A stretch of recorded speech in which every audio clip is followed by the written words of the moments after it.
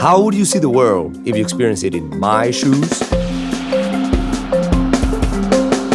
For years, I've been traveling for work, seeing the world firsthand, but being unable to communicate to others what I see and how I feel. So a few years ago, I decided to teach myself how to film. Armed with a couple of lenses, a microphone, and a semi-professional camera, I began to record my unscripted life. What you are about to see is a slice of my life filmed between March and June of 2016, as lived in my shoes. Yes. Oye, Rizka, do you want to help me make some coffee?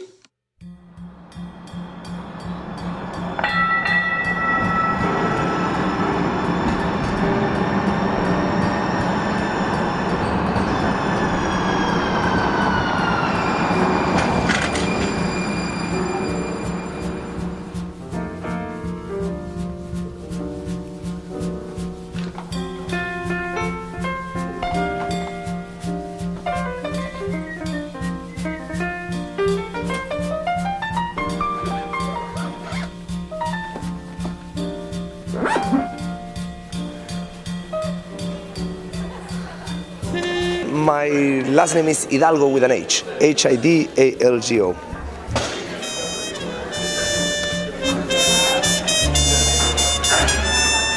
I have like a little passport of meeting people from different disciplines. Right. Okay, right, cool. Right.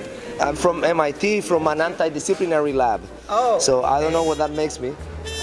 Right, exactly. Today, I am presenting an opening keynote at the Force 11 conference together with Steven Pinker.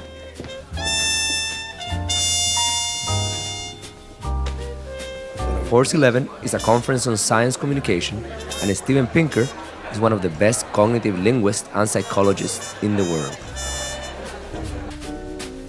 I learned about Steve in 2009 when I read The Blank Slate. I read The Blank Slate as I traveled through Italy, Greece, and Turkey, and was so impressed by it that I wanted to meet Steve.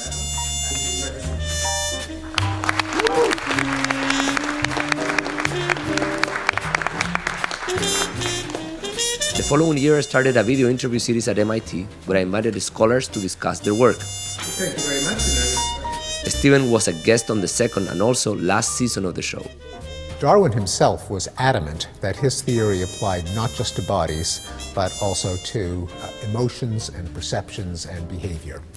Now, 7 years after having read The Blank Slate, I'm lucky enough to share the stage with Steve as an opening keynote. Why is so much writing so bad? And how can we make it better? 10 years ago, I created a picture that changed my life. There's no shortage of theories, and the one that I hear most often is bad writing is a deliberate choice.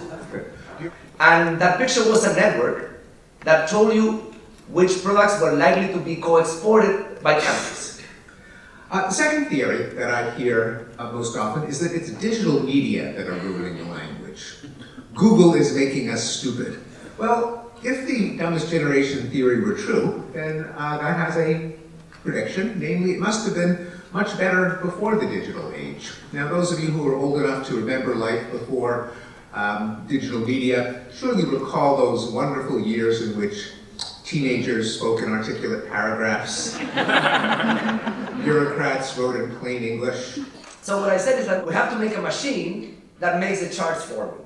And that's how we created the Observatory of Economic Complexity. And this is an example of this machine. Now you see that the product space is much more nicely designed, it's interactive. You can click on it, and it helps us actually scale, our ability to create these pictures. So what can we do to improve the craft of writing?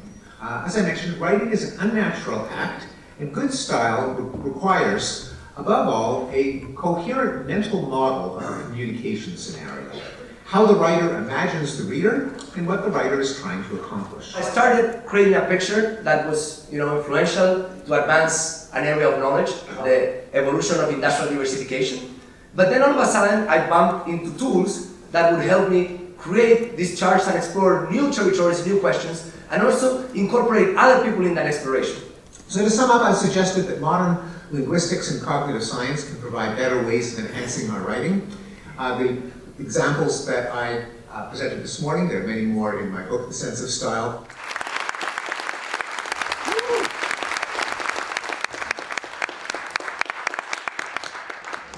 Beautiful picture. Yeah, that's you. Of me. With the shiny hair, you see? Yeah, we really worked hard on the hair.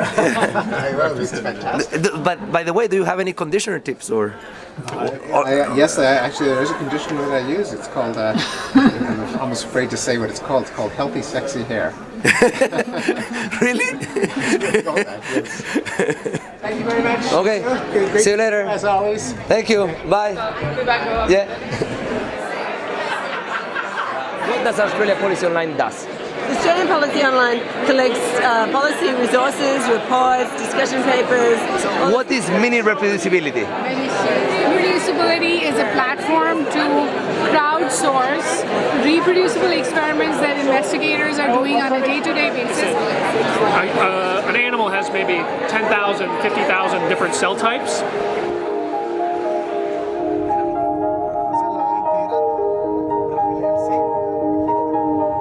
Maybe it is time I'll tell you what I do instead of just showing you where my work brings me and who I interact with. I'm a physicist by training, but my work focuses on collective learning.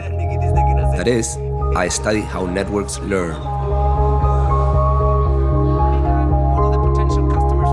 To do that, I manage two groups, one of postdocs and grad students who help study the collective learning process and develop new visualization techniques. The other one is scaling the capacity to generate complex and data-intensive resources that facilitate the ability of groups to learn. The questions that I ask myself are, how do large groups of people learn how to do what they didn't know how to do? Who do they learn it from? How much does physical distance matter? What about technology, cities, institutions? And what I've found is that learning is an extremely social process that requires many hours of proximity. So knowledge accumulates slowly and diffuses slowly in our planet. And the preconditions to form the networks needed to sustain that knowledge get shaken by institutions, market forces, stereotypes, and war. So I travel to figure that out, and I get to contribute very little. I publish only a small fraction of all of the papers who have at once thought about collective learning. And I pinball around the world. Last week, we hosted an event in Boston on Wednesday, Keynote an event in Switzerland on Thursday, learned about the future of the elevator industry on Friday, and flew 20 hours on Saturday to meet with my best friend on Sunday and to present at another academic event on Monday. Now, it is Monday night. It has not even been a week. The funny thing is that this week is not that unusual. For more than 6 years, I've been living an increasingly intense professional life. Maybe I was chasing the dream of being a scientist, a dream that was not easy to imagine in the suburb of the world where I was born. But now the dream is chasing me. So you keep on working in the global office, the one where subways are replaced by planes. But there are lessons you learn once the dream has begun to chase you. The first one is that deep inside we're all equal, no matter where we're from. The second one is that you don't need to chase the dream that chases you. So we're going home. If the true dream is waiting for you at home.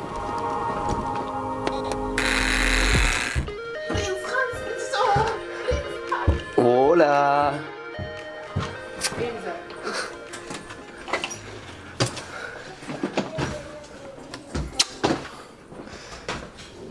Iriska? Hello, how are you doing? And we fly together? With Mama and with Papa. Mama and with Papa. Yes, with Mama and with Papa we fly on the plane. I love you. I love you too. I love you very much.